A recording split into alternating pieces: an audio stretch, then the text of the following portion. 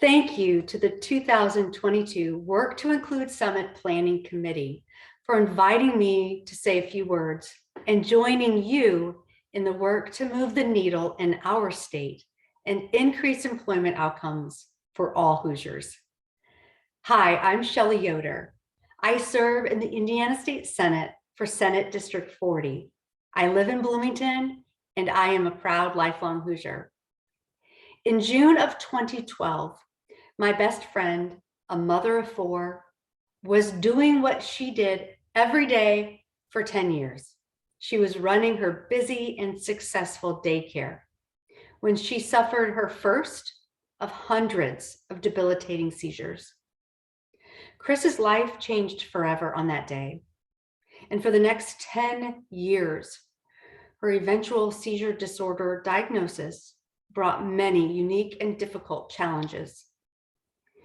Chris is special in so many ways, like her killer sense of humor, her fashion sense, her delicious pulled pork sandwiches.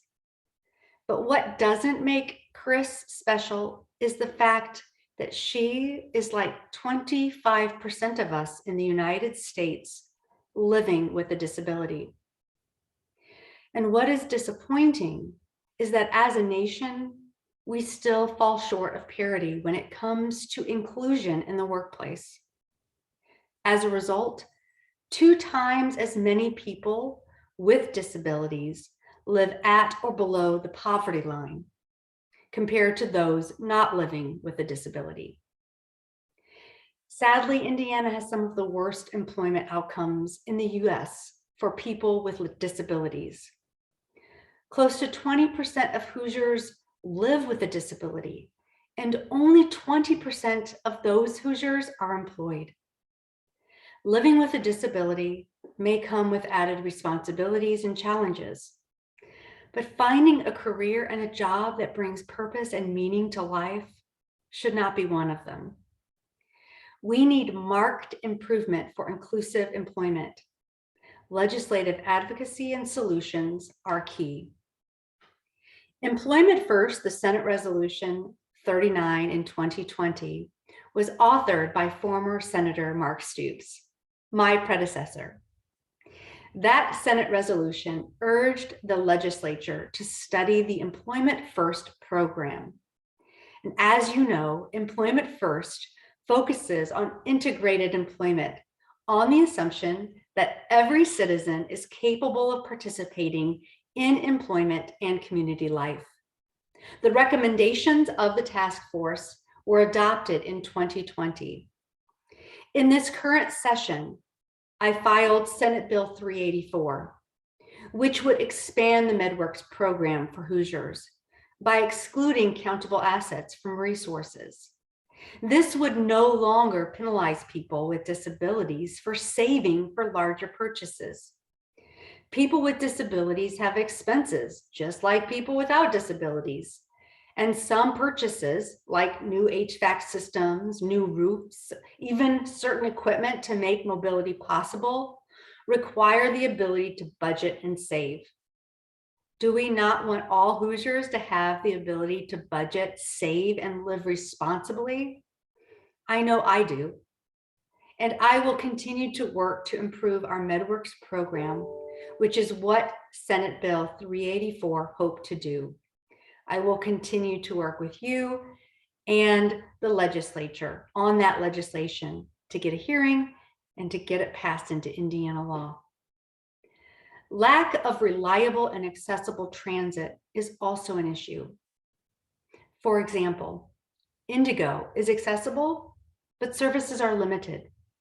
Indigo is currently working on the Beyond ADA initiative, which would expand paratransit services to areas beyond what is required by the ADA. Inclusion is the goal, and I hope to prioritize access and connectedness to services in rural and suburban areas, individualized job support, career planning, and adaptability at every level, from kindergarten to high school, college to professional career. I join you in the advocacy for inclusive accessibility policies and initiatives. 2/3 of people with disabilities want to work, and the demand is there. American industries need employees.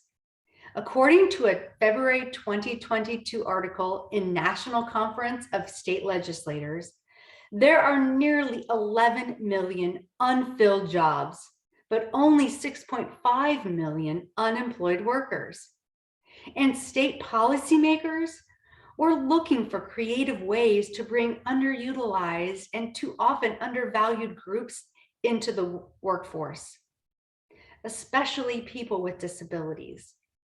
Many states have moved toward the elimination of subminimum wages because, as you know, Section 14C of the Federal Fair Standards Act allows employers to pay people with disabilities a subminimum wage if their disability reduces their production capacity. However, many states have or are moving in the direction to address parity and these subminimum wages. States like Alaska, Maine, Maryland, Nevada, Oregon, Texas, Washington, California, Colorado, Delaware, Hawaii, Illinois, Georgia, North Carolina, Missouri, New Mexico, New York, South Carolina, and Virginia. And I want to hear Indiana among that group. These states are actively finding just and equitable solutions to integrate employment. People with disabilities working alongside people without disabilities for fair wages and good working conditions. And this is what our 2020 Employment First Task Force recommendations set forth to do, and what I want to continue working with you to achieve. Let's continue working together toward an Indiana that is a holistic and equitable strategy to ensure that people with disabilities can live full lives, be treated as whole human beings, and flourish while calling Indiana home.